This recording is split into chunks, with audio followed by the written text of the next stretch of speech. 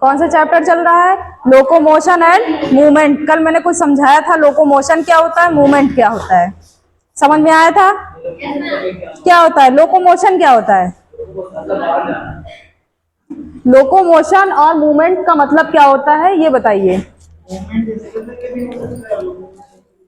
Locomotion का मतलब change in position. जब आप अपनी पोजीशन को चेंज करेंगे तभी उसको क्या कहेंगे, लोकोमोशन। दोनों एक दूसरे से कोरिलेट है ना, मूवमेंट और लोकोमोशन। हम अपना एक जगह पे खड़े होके हम अपना हाथ हिला रहे हैं, मुंह चला रहे हैं, ये फिर क्या होगा?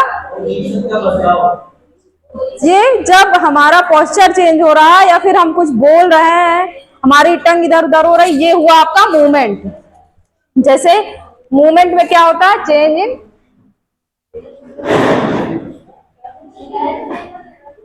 पोस्चर।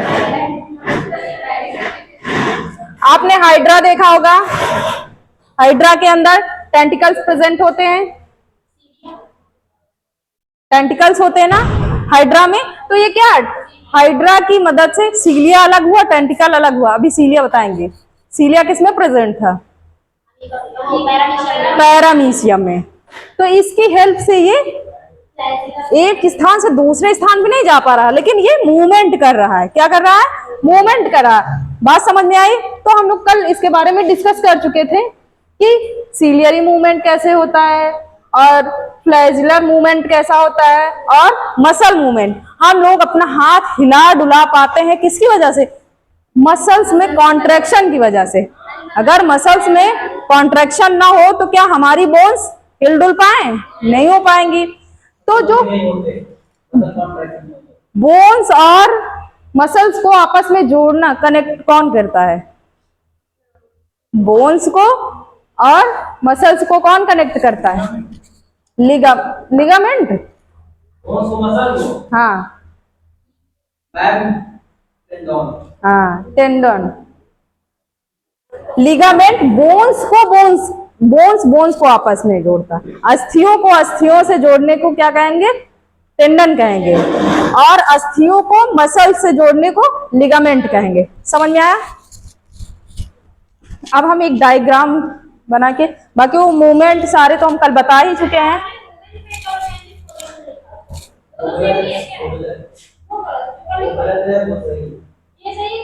क्या यही तो लिखा आया था, चेंज इन पोजीशन, लोकोमोशन।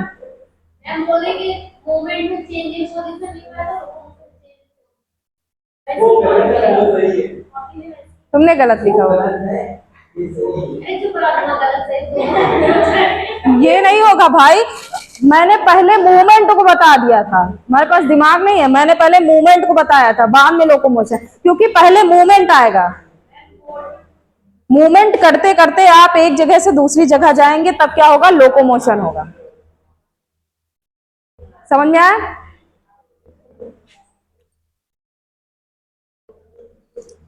एक डायग्राम की हेल्प से हम देखेंगे।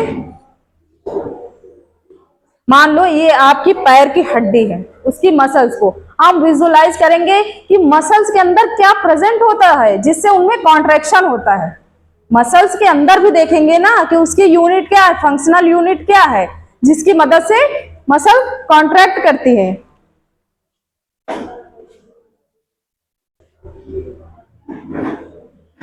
ये हुई आपकी मसल। जब इसको देखा गया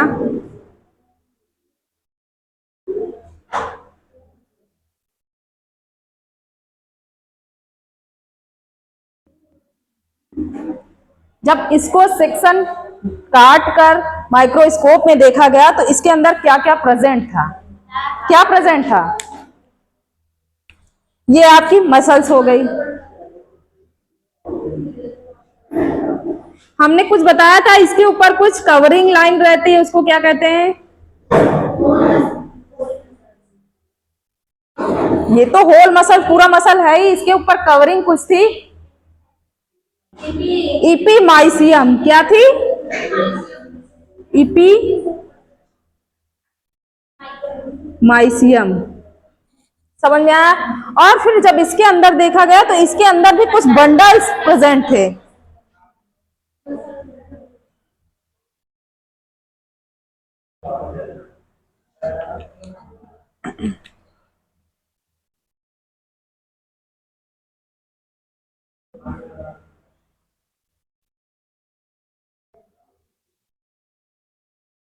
कल ही वाला डायग्राम बना रहे हैं दोबारा।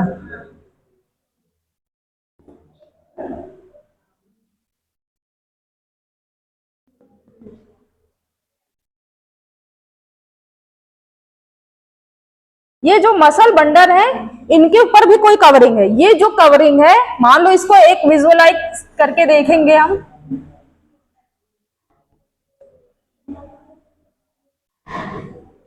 अगर इसको हम बाहर निकाल के सेक्शन काट के देखेंगे तो इसके ऊपर भी एक कवरिंग पाई जाएगी। उस कवरिंग को क्या कहते हैं? पेरीमाइसियम। इसे क्या कहेंगे? मसल फाइबर या मसल बंडल। क्या कहेंगे?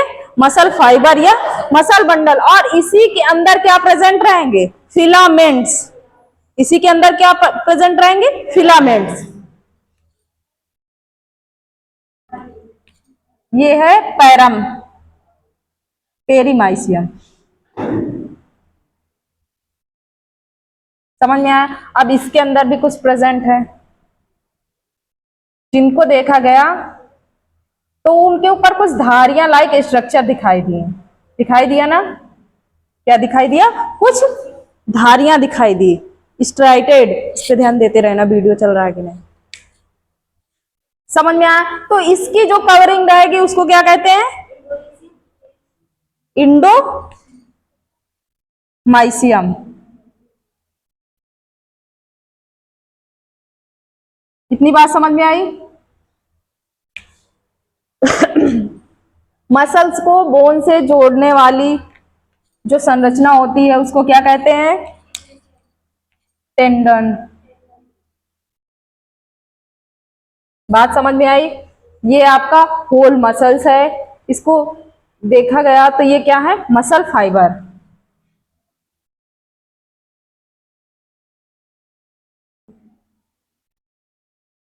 और इनके जो ये मतलब लेयर है जिससे लाइन है, एपिमाइसियम, पेरीमाइसियम, ये किससे मिलकर बनी हुई? कनेक्टिव टिश्यू से। किससे मिलकर? Connective tissue.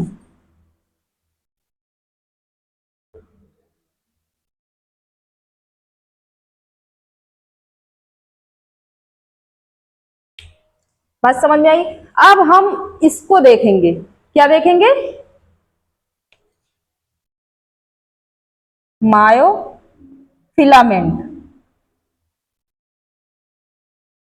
मायोफिलामेंट को देखेंगे कि इसमें कौन कौन से रीजन होते हैं, कौन कौन से बैंड प्रेजेंट रहते हैं जिससे कॉन्ट्रैक्शन और रिलैक्सेशन हो पाता है मसल्स में। इसको हम पूरा देखेंगे कैसे होता है। तो हम बना लेते हैं इसका डायग्राम।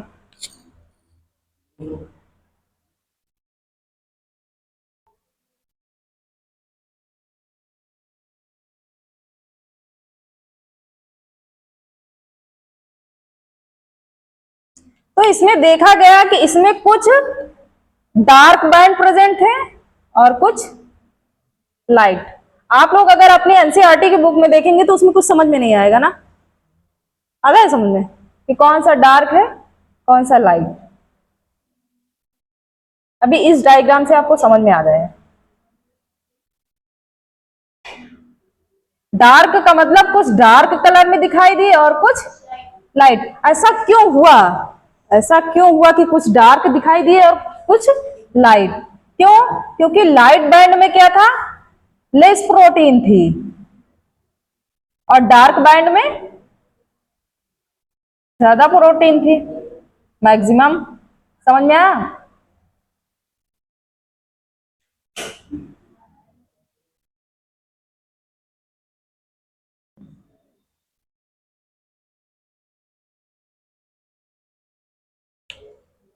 और इनके बीच थे लाइट बैंड।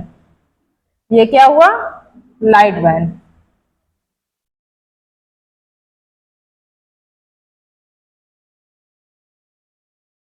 इतनी बात समझ में आई। ये आपकी क्या हुई, लाइट बैंड, और ये जो डार्क कलर की है डार्क बैंड है। तो जो ये डार्क कलर की है इसको क्या कहेंगे, डार्क बैंड। ये किससे मिलकर बनी हुई, कौन सी प्रोटीन से, मायोसिन प्रोटीन से। कौन सी प्रोटीन, मायोसिन। और लाइट बैंड है ये कौन सी प्रोटीन से बनी है, एक्टिन प्रोटीन। ये तीन तरह की प्रोटीन से मिलकर एक्टिन, ट्रोपोमाइसिन और ट्रोपोमायोसिन। ट्रोपोनिन, ट्रोपोमायोसिन और एक्टिन प्रोटीन। अभी हमको इनको भी डिटेल्स में देखेंगे कैसा स्ट्रक्चर है। तो ये हो गया आपका डार्क बैंड, और ये हुआ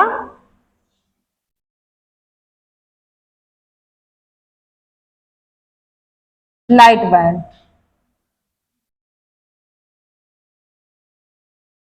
इसकी जो कवरिंग होती है वो क्या होती है बताइए,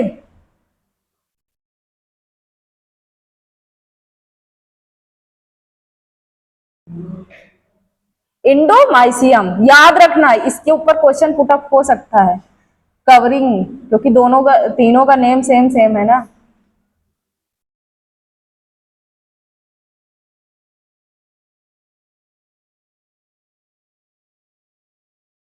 इंडोमाइसियम, बात समझ में आई। अब हम इसको और विजुअलाइज करके देखेंगे, इसको इलेक्ट्रॉन माइक्रोस्कोप की हेल्प से और विजुअलाइज करके देखेंगे कि ये कैसे इनमें कॉन्ट्रैक्शन और रिलैक्सेशन होता है। तो ये जो लाइट बैंड है, दोनों लाइट बैंड इतने बीच की दूरी को क्या कहते हैं, सार्कोमियर। और इसकी जो लेयर होती है, मतलब ये तो आउटर लेयर है, ये जो अंदर की मतलब इसकी जो वॉल होती है उसको क्या कहते हैं, जैसे साइटोप्लाज्म इसके अंदर भरा होगा ना, कुछ तो मटेरियल भरा ही होगा इसके अंदर, तो उसको एक कवर करके रखती है, उसको कहते हैं सार्कोलेमा। क्या कहेंगे, सार्कोलेमा। अभी नीचे डायग्राम बना के पूरा समझा देंगे। जो ये अंदर वाली है इसको क्या कहेंगे, सार्कोलेमा।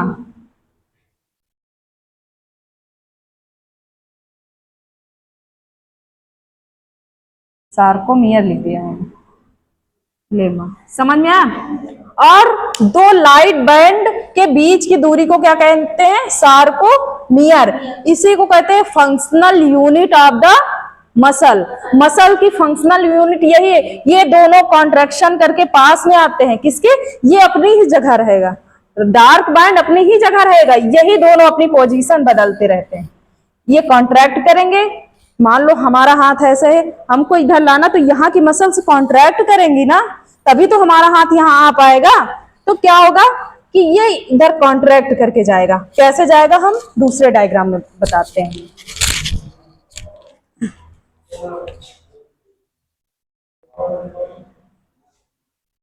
इसको इरेज कर दे, हो गया ये वाला।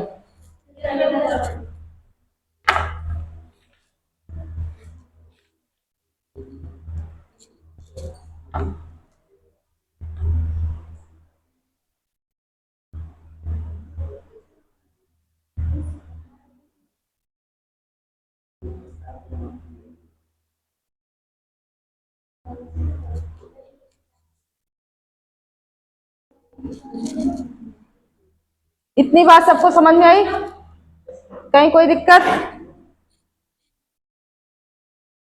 किसकी कौन सी लेयर है याद रखना।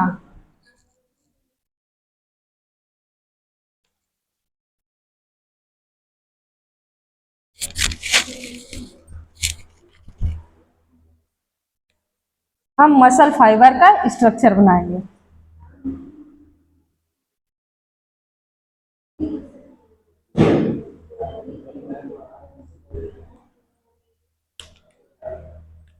यही जो ऐसे देखते थे, हम इसका एक सिंगल स्ट्रक्चर कैसे बनाएंगे।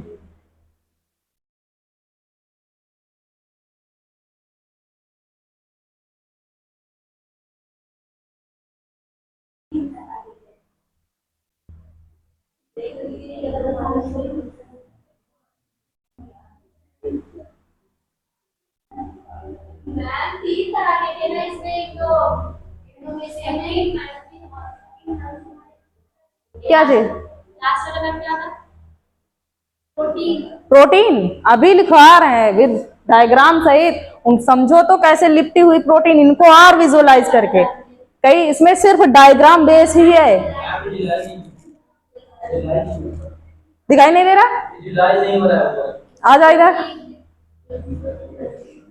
देखिए इधर, इसको हम स्प्लिट करके देखेंगे। कुछ क्या थी हमारी डार्क बैंड, डार्क बैंड को हम डार्क कलर से शो करेंगे। इसमें सिर्फ डायग्राम बेस ही है, केवल आप डायग्राम समझ जाइए बस।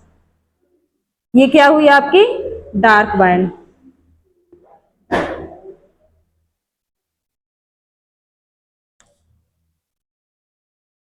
ये क्या करती है, जो लाइट बैंड रहती है इसको ओवरलैप करके रखती है। ये है लाइट बैंड आपकी।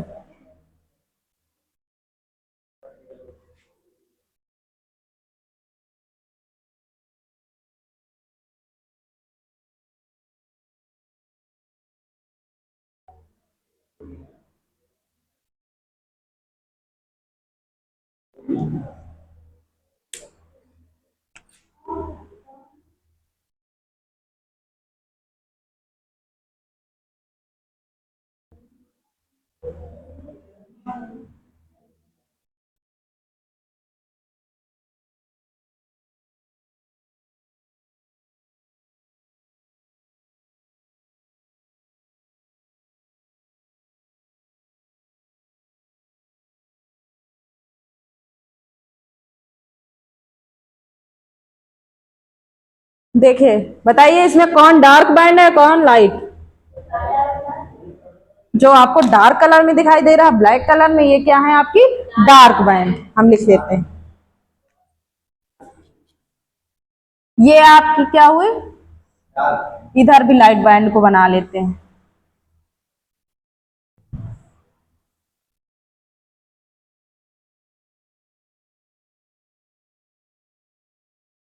डार्क बैंड और ये आपकी लाइट बैंड। इतनी बात समझ में आई?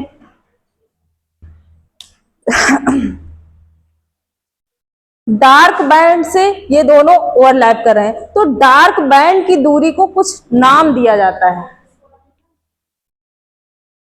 यहां से यहां तक की बीच की दूरी को क्या कहेंगे? एक और स्केच, रेड स्केच है किसी के पास?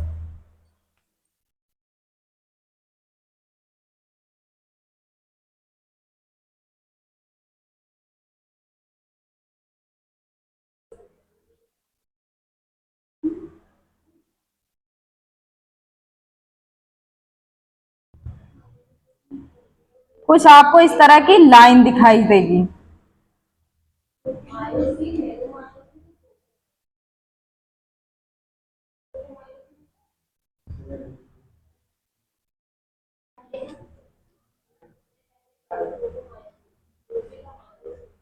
अभी लिखवा देंगे, परेशान ना हो। ट्रोपोनिन, ट्रोपोमायोसिन और एक्टिन। इधर देखिए, वो लाइन, ऐसी लाइन जो कि क्या कर रही है, लाइट बैंड को काट रही है। लाइट बैंड के ऊपर ये प्रोटीन की बनी हुई एक लाइन है जिसको क्या कहेंगे, जेड लाइन। नाम जरूर याद रखना, मोस्ट इंपॉर्टेंट, जेड लाइन। समझ में आया? ये भी जेड लाइन हुई आपकी, ये भी जेड लाइन हुई ना। और जो आपके डार्क बैंड के ऊपर प्रोटीन की बनी हुई लाइन है इसको क्या कहेंगे, एम लाइन। M line.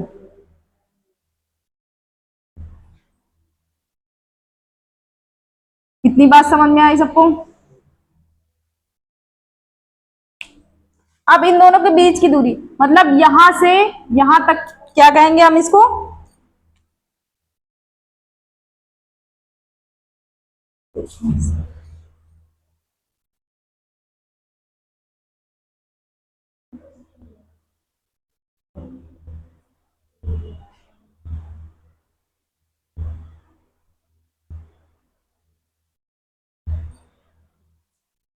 यहां से यहां तक को कहेंगे ए बैंड। क्या कहेंगे? A band. पूरे जितना भी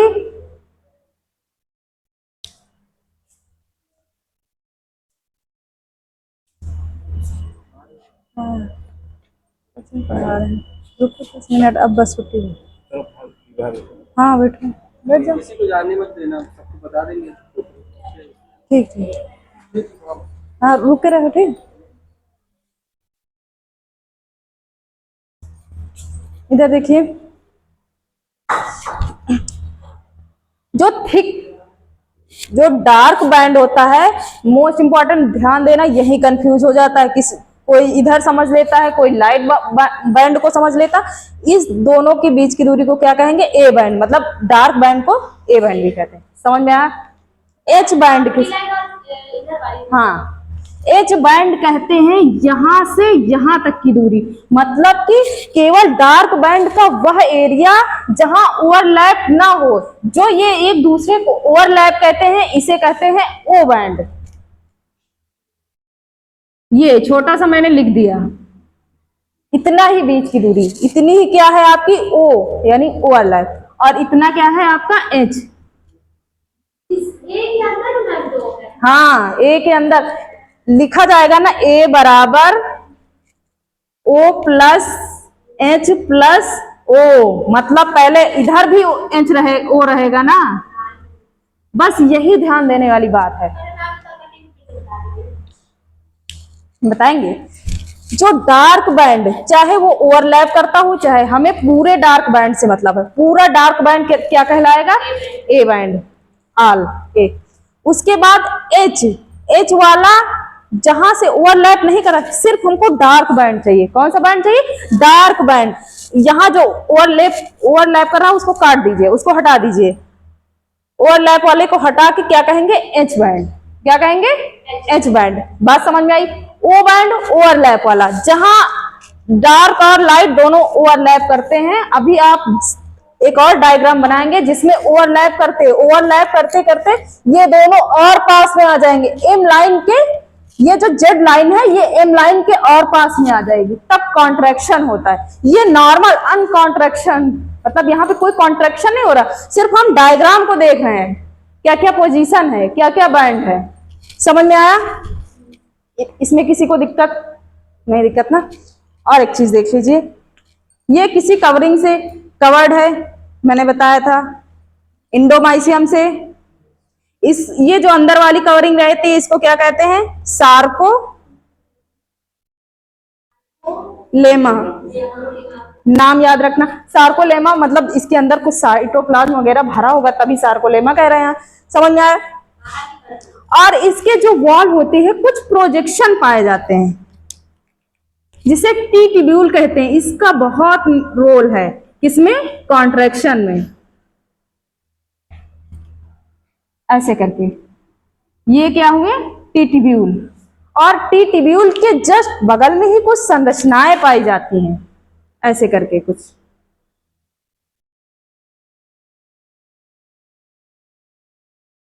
इन इस बात समझ में आई? इसको क्या कहेंगे? T tubule.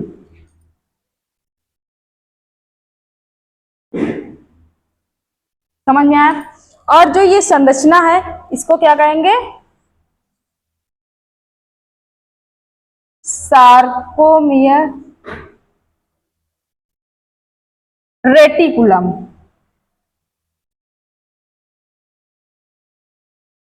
बाकी इसमें एंडोप्लाज्मिक रेटिकुलम, माइटोकॉन्ड्रिया सब प्रेजेंट होता है, उसको बनाने की कोई जरूरत नहीं। इनमें से देखिए, इतनी बात समझ में आई सबको?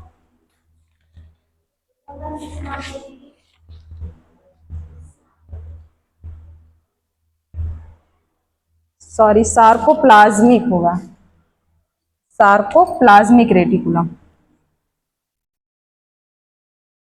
और इसके अंदर क्या भरा हुआ है? सार्कोप्लाज्म।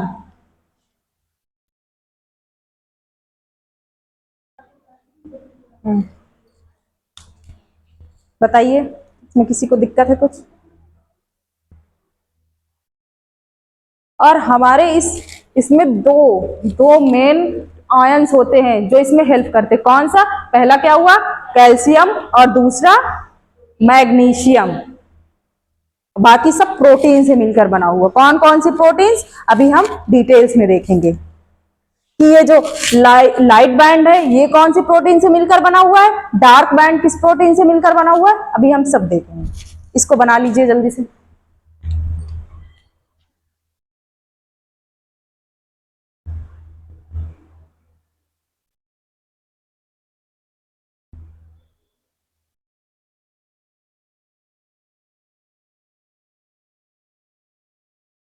एक चीज रह गई, आई बैंड।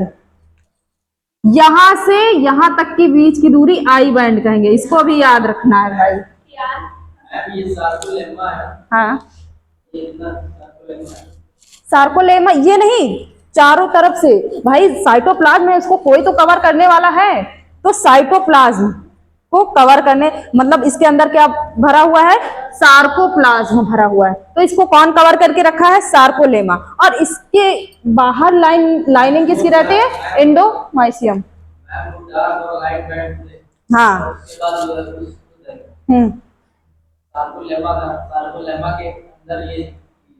हाँ, ये सार्कोलेमा ही मेन है भाई। एक झिल्ली है, सार्कोलेमा क्या है? डार्क बैंड और लाइट बैंड के बीच में सार्कोलेमा प्रेजेंट होता है। सार्कोप्लाज्म। हाँ, बैंड और लाइट बैंड के बीच में सार्कोलेमा होता है। सार्कोलेमा नहीं, सार्कोप्लाज्म। सार्कोलेमा तो ये है, ये मैंने लिखा, ये जो कवरिंग, कवर, झिल्ली समझो। क्या समझो? झिल्ली। जैसे प्रोटोप्लाज्म, प्लाज्मा झिल्ली पढ़ते थे, उसी तरह इसमें भी क्या है? सार्कोलेमा। प्लाज्मा लेमा कहते थे ना हम लोग जब। आई बैंड केवल वो लाइट बैंड का, वो बैंड जो ओवरलैप नहीं कर रहा, जो जितना बचा हुआ है उसे आई बैंड। जब कॉन्ट्रेक्शन होगी तो यही आई बैंड कम पड़ जाएगी। अरे भाई ये इधर खिसकेगा तो आई बैंड कम पड़ जाएगी। बना लीजिए इसको, तो फिर दूसरा समझाएं।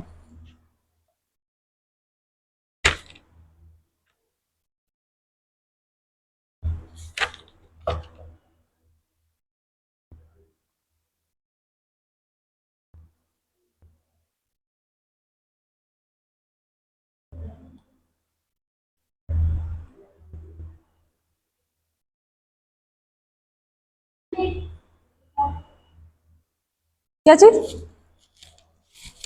ये थी अनकॉन्ट्रैक्टेड मसल्स का स्ट्रक्चर है। कौन सा है? लिख लो, अनकॉन्ट्रैक्टेड मसल। मतलब जब कॉन्ट्रैक्ट नहीं कर रही, नॉर्मल कंडीशन।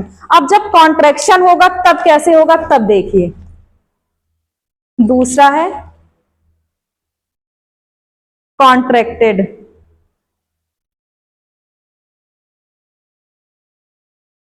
जब कॉन्ट्रैक्शन होगा, सिंबल हम पूरा नहीं बनाते, सिर्फ एक लाइट बैंड लेते हैं और एक डार्क बैंड, इसी से बना रहे हैं। इधर ध्यान से देखो, ये हुआ आपका डार्क बैंड। क्या हुआ?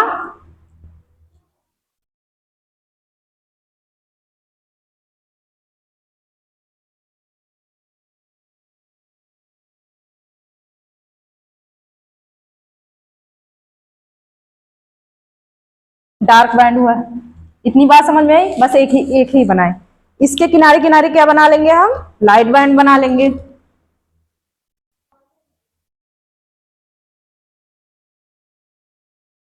जब कॉन्ट्रैक्शन होता है तो लाइट बैंड, ये ध्यान देना, अगर एग्जाम में पूछा जाए कि कौन सी मतलब डार्क बैंड पास में आता है या लाइट बैंड, डार्क बैंड अपनी ही पोजीशन पे रहता है। बात ध्यान देना, ये जहां का तहां रहेगा, लेकिन ये क्या होंगे, कुछ पास आ जाएंगे। हाँ, लाइट बैंड पास आ जाएंगे। तो इनके बीच में क्या कम पड़ गया? एच बैंड कम पड़ गया ना। तो एच की पोजीशन थोड़ा सा कम पड़ गई ना। और जो ओवरलैपिंग था, ओवरलैपिंग बढ़ा कि नहीं बढ़ा? वो वाला रीजन बढ़ गया। देखो इसमें कितना छोटा था, थोड़ा सा बढ़ गया ना। बात समझ में आई? इसी तरह नीचे भी होगा।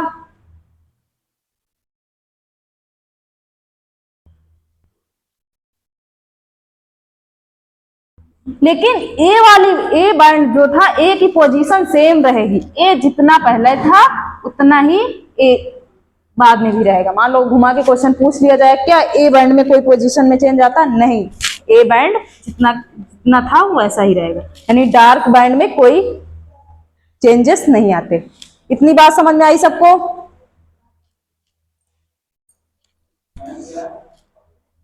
हाँ, इनकी लाइनिंग भी बना दें, जेड लाइन। अरे भाई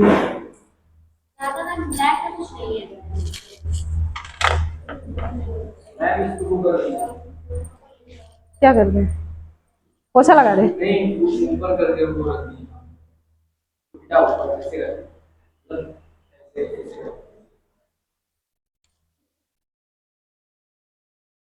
व्हाइट होते तो पूरे कपड़े ही खराब हो जाते।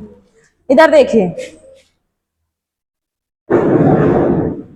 ये क्या है आपकी, बताइए।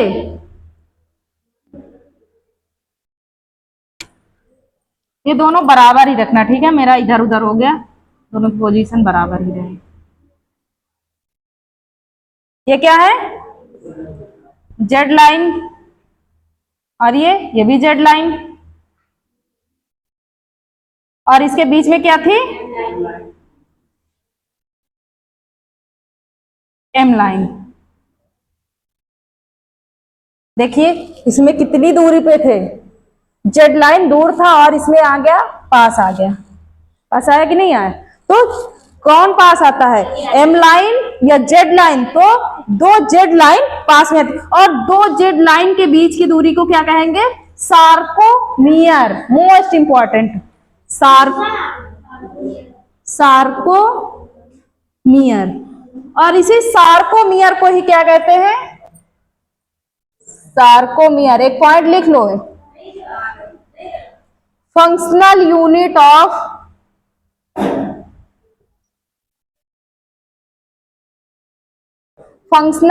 Of muscle. किसी को कोई दिक्कत? फंक्शनल यूनिट ऑफ मसल, मतलब कि फंक्शनल यूनिट यही है, यही काम करेगी तभी कॉन्ट्रैक्शन होगा। मान लो ये भी अपनी पोजीशन में रहेगी तो कॉन्ट्रैक्शन नहीं होगा। हाँ, दो जेड लाइन के बीच की दूरी को सार्कोमियर कहते हैं। जब इस सार्कोमियर में चेंजेस आएगा, कॉन्ट्रैक्शन होगा, तभी जाके कॉन्ट्रैक्शन हो पाएगा, जब इसमें चेंजेस आएगा। कुछ लिखवा दे, कुछ पॉइंट लिखने के लिए बहुत डरते। सार्कोमियर हिंदी में लिखती हो क्या? वर्ड इंग्लिश में लिखा करो, नाम याद रखा करो, सार्कोमियर।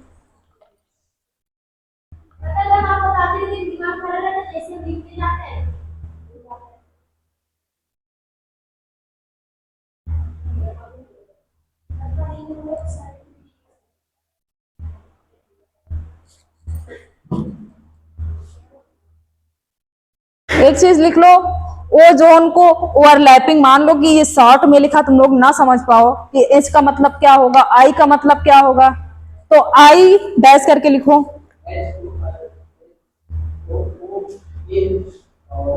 आई को isotropic band, isotropic band I की जगह। उसके बाद ओ लिखो, ओवरलैपिंग जोन।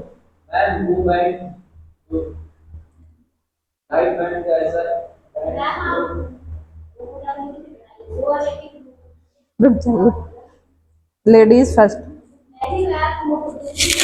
हाँ बताओ, ओ को ओवरलैपिंग जोन हो गया। एच को लिखो हेंसन जोन। ये केवल किसको डिनोट करता है? एच जोन केवल डार्क बैंड। किसको? Dark band.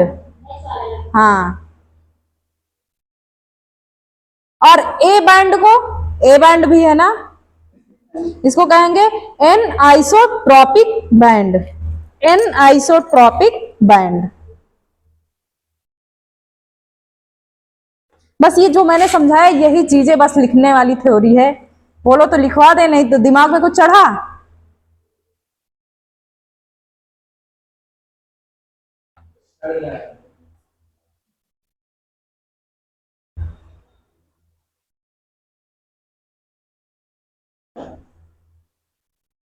जब कॉन्ट्रैक्शन होता है तो ए बैंड सेम रहता है। क्या चीज रहता है? ए बैंड जितना था उतना, दो जेड लाइन के बीच, इसके बीच की दूरी सार्कोमियर कहते हैं। Distance between two successive Z line लिख लो।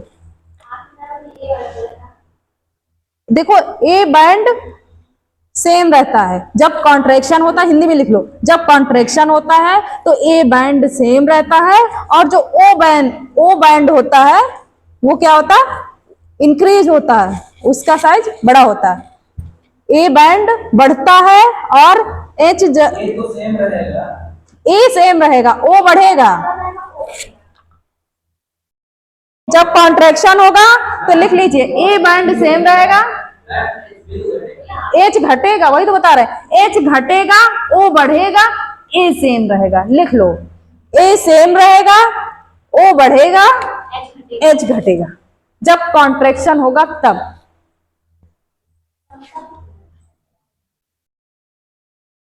अगर बहुत ज्यादा कॉन्ट्रैक्शन होता है, एक पॉइंट लिख लो स्टार बना के, during maximum muscle contraction, during लिख दे क्या?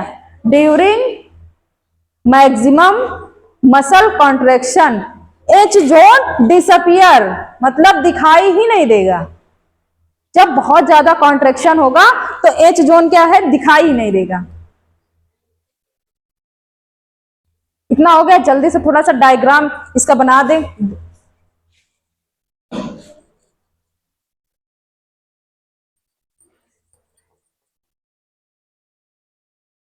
इसको सब इरेज कर रहे हैं। अब देखेंगे हम कि जो प्रोटीन के बारे में हम बात कर रहे थे वो किस पे कैसे प्रेजेंट होती है, कैसे हमारे डार्क बैंड होते हैं, कौन सी प्रोटीन डार्क बैंड में होती है और कौन सी लाइट बैंड में।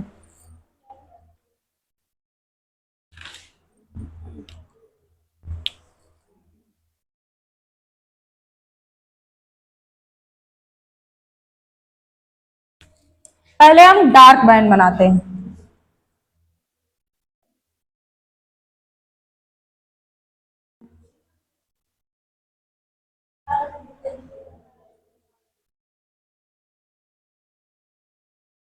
समझ में आया? ये हुआ डार्क बैंड। तो डार्क बैंड में क्या होता है? एक हेड लाइक स्ट्रक्चर होता है।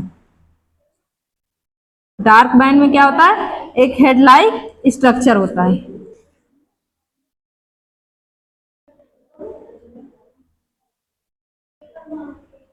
कौन बात कर रहा है?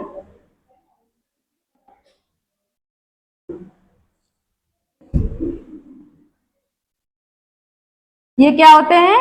Head like structure.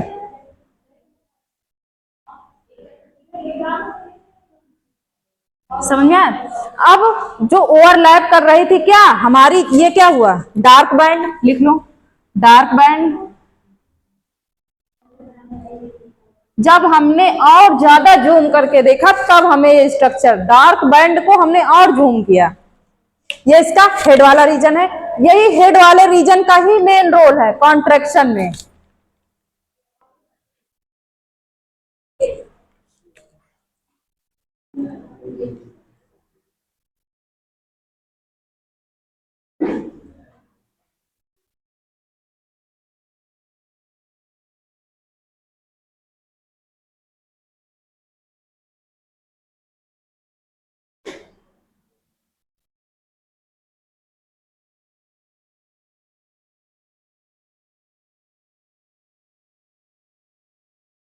समझ गया? कुछ ऐसा देखा जाए, ऐसा स्ट्रक्चर बना है। ठीक, दोनों साइड दोनों साइड बना लेते हैं।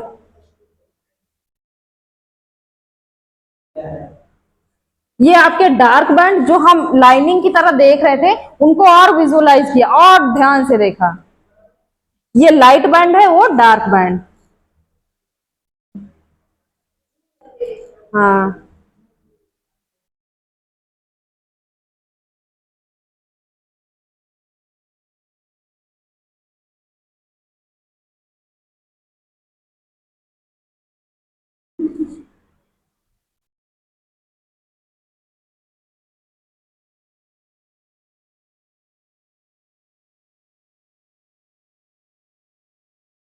इतनी बात समझ में आई। तो क्या होता है, ये लाइट बैंड हो गए और ये डार्क बैंड, ये क्या होते हैं, पॉलीमर्स यूनिट, मतलब एक मिलकर ये पॉलीमर स्ट्रक्चर होता है। क्या होता है, पॉलीमर स्ट्रक्चर। और हम देखेंगे, हमने कहा था कि इस पे प्रोटीन भी पाई जाती है। ये किससे मिलकर बना हुआ है, actin protein. Light band actin protein से मिलकर बना हुआ है और डार्क बैंड मायोसिन। अभी ये प्रोटीन वाले चैप्टर में भी पढ़ेंगे कि मसल्स, वो मतलब प्रोटीन के बारे में पढ़ेंगे, तब भी वहां बताया जाएगा कि कौन सी मसल प्रोटीन यहाँ पाई जाती है। अच्छा, इतनी बात समझ में आई।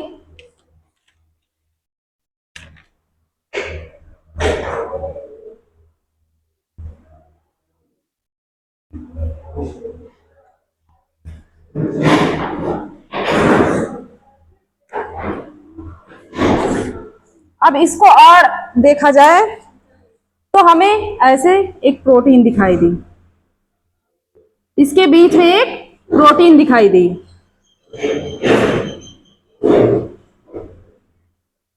ये तो हमारी एक्टिन, ये जो गोला के आकार की है, ये तो एक्टिन था, एक्टिन था ना हमारा। ये क्या था, एक्टिन। जो गोला बना था वो क्या था, एक्टिन था। लेकिन इसके ऊपर इसको रैप करके रखता है क्या, ट्रोपोमायोसिन। नाम याद रखना, ट्रोपोमायोसिन। ये तीनों प्रोटीन ही हैं, समझ में आया। फिर देखा गया कि इनके ऊपर कुछ तीन तीन संरचना वाली कोई स्ट्रक्चर थी, ऐसे करके कुछ, इसको कहते हैं troponin.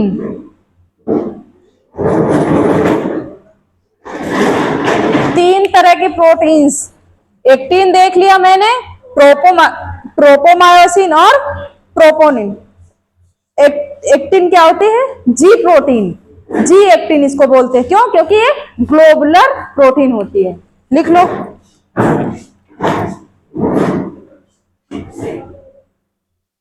Globular protein, globular actin लिख लो।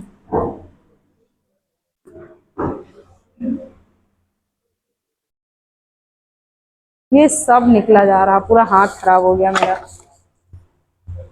इतनी बात समझ में आई। बस प्रोटीन याद रखना, कौन सी प्रोटीन हमारी लाइट बैंड में होती और डार्क बैंड में कौन सी प्रोटीन है, मायोसिन प्रोटीन।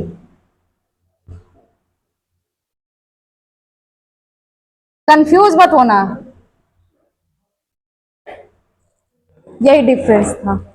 अभी हम पढ़ाएंगे जब कॉन्ट्रेक्शन में दिखाएंगे कल कि ये जो ट्रोपोनिन है इसी का मेन रोल, इसके हेड रीजन में इसको भी विजुअलाइज करके देखेंगे। इनके जो तीनों पार्ट है इनको भी अलग अलग नाम दिया गया है, समझ में। तब इनको हम बताएंगे कि इनके रिसेप्टर, इनके बीच में कुछ कनेक्शन होता है, रिसेप्टर प्रेजेंट होता है जिसकी मदद से कॉन्ट्रेक्शन हो पाता है, समझ में आया। इन्हीं दोनों को बना लो इसको।